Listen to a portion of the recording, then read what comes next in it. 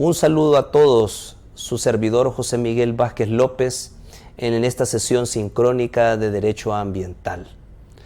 Para podernos introducir al derecho ambiental es necesario comenzar a explicar una parte fundamental y radical, diríamos. Por eso vamos a desarrollar en esta agenda dos aspectos fundamentales, que es el fundamento filosófico del derecho ambiental, cuya primera parte la vamos a dividir en cómo surge la razón instrumental y cuáles son las consecuencias de esa razón instrumental. La segunda parte es hablar sobre el posmodernismo como consecuencia de la razón instrumental en el derecho ambiental, prácticamente en el medio ambiente. Comencemos pues. ¿Qué vamos a entender por fundamento filosófico? Bueno, es una concepción general de la realidad que da origen a la conciencia ambiental.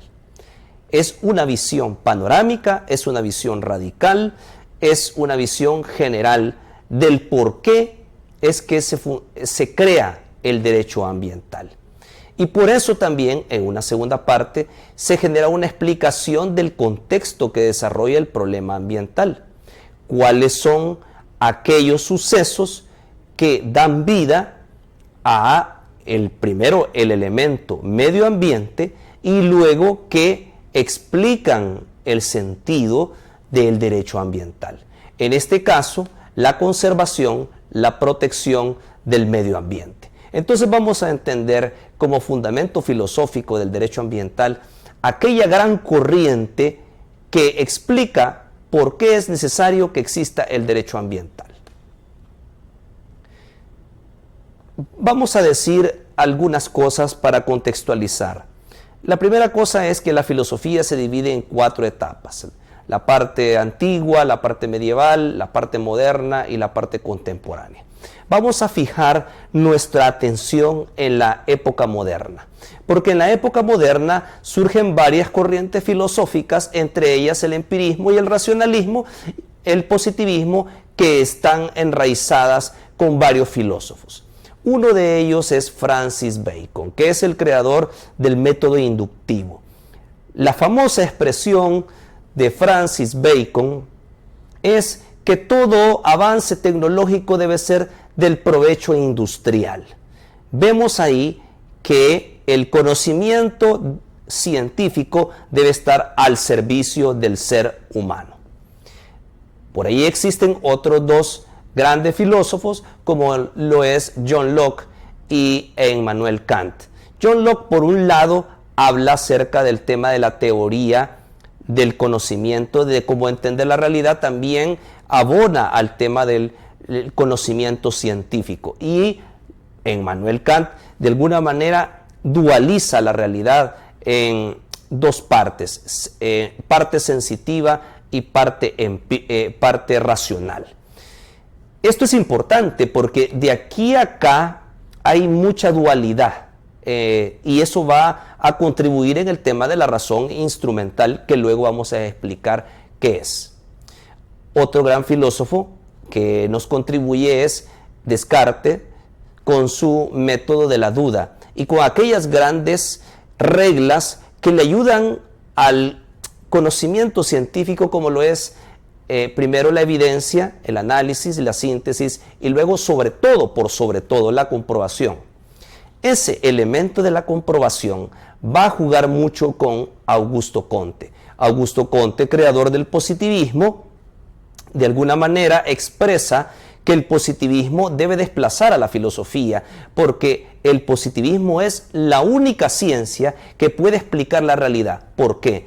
Porque existen 2 palabritas fundamentales, las cuales son que es lo cierto y lo comprobable. Lo que es cierto y comprobable es conocimiento que puede ayudar al ser humano. Y se complementa con el utilitarismo, porque dado que si aquel conocimiento es cierto y es comprobable, debe ser aprovechable por la mayoría, lo cual es la regla de los utilitaristas, como John Stuart Mill, lo cual significa el mayor provecho para la mayoría. Centremos nuestra atención en en Francis Bacon, en Augusto Comte y John Stuart Mill, porque ellos son los que van a crear, de alguna manera, van a crear el constructo de lo que conocemos como ciencia, que puede ser comprobable y que a la vez es práctica y debe estar al servicio de la mayoría. Entonces aquí podemos entrar a definir qué es la razón instrumental. La razón instrumental no es más que aquel conocimiento ilustrado, conocimiento científico que debe estar al servicio de los intereses de la sociedad y del ser humano para su bienestar y en su integridad. Esa razón instrumental se llama instrumental porque debe estar como medio al servicio de las personas.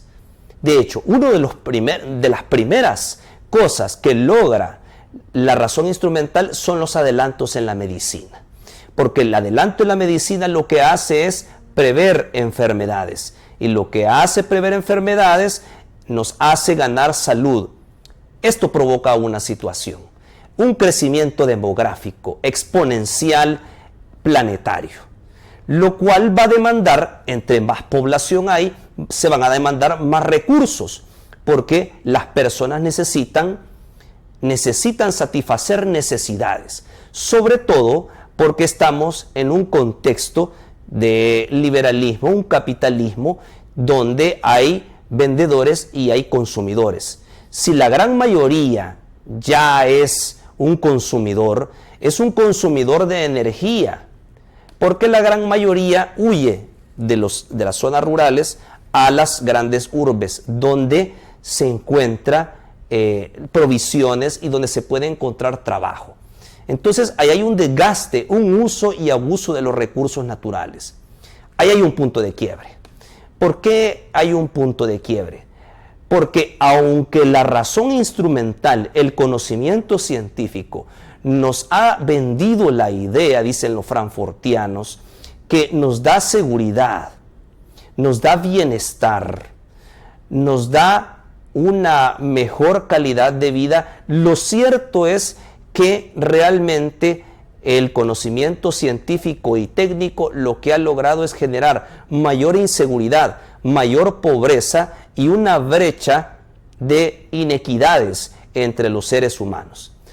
Por tal razón, los frankfurtianos van a considerar que esa razón instrumental debe ser criticada. Y ahí, en esa crítica, es que surge el tema medioambiental. En la década de los 50 comienza esa preocupación por el medio ambiente. Y los estudios del Club de Roma y la Conferencia de Estocolmo de 1972 arrojan algunos resultados que creemos importante que ustedes los conozcan. Uno es que alrededor del mundo 3.000 hectáreas son deforestadas. Eso equivale a que sea prácticamente anualmente, supone una superficie superior a la de Austria y a la de Suiza juntas. Diariamente causamos la desaparición de más de 10 y quizá de hasta 50 especies de plantas y de animales. Entre esas especies que están en peligro de extinción, el panda, el oso polar y otras más especies. Y como último punto, cada segundo expulsamos a la atmósfera cerca de 1.000 toneladas de gases productores de efecto invernadero, lo cual provoca un desgaste de la capa de ozono. Entonces vemos ahí, tenemos un primer momento en el cual vemos que la razón instrumental y en síntesis no ha logrado mantener la seguridad del ser humano, sino que también ha producido un desequilibrio y una inseguridad en la naturaleza. Por eso les recomiendo que veamos estos videos que voy a recomendar, que es el desastre de Chernóbil y el desastre de Bhopal, que son adelantos obviamente en el manejo de la energía nuclear, pero que ese manejo de la energía nuclear puede salirse de las manos del ser humano y producir mucha, digamos, contaminación. Y aquí hay contaminación atmosférica y radioactiva. Dejo esos dos videos con el desastre de Bhopal, que también es un tema muy interesante y muy importante para que ustedes lo puedan notar en el aula virtual.